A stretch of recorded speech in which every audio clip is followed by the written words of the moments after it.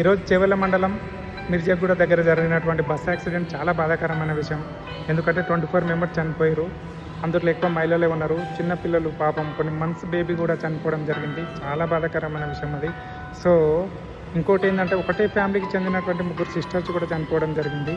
So ఇది తాండూరు నుండి హైదరాబాద్ వెళ్తున్నటువంటి బస్సు వేగంగా వస్తున్నటువంటి టిప్పరు కంకరతో నిండినటువంటి ఒక టిప్పరు వేగంగా వస్తున్నటువంటి టిప్పర్ బస్సును ఢీకొనడం జరిగింది.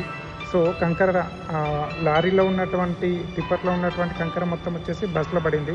బస్ అంతా కంకరతో నిండిపోయింది. సో ఒకవైపు ఉన్న వాళ్ళు చాలా వరకు అందరూ ఆ కంకర కింద మునిగిపోయారు. చాలామంది చనిపోయారు.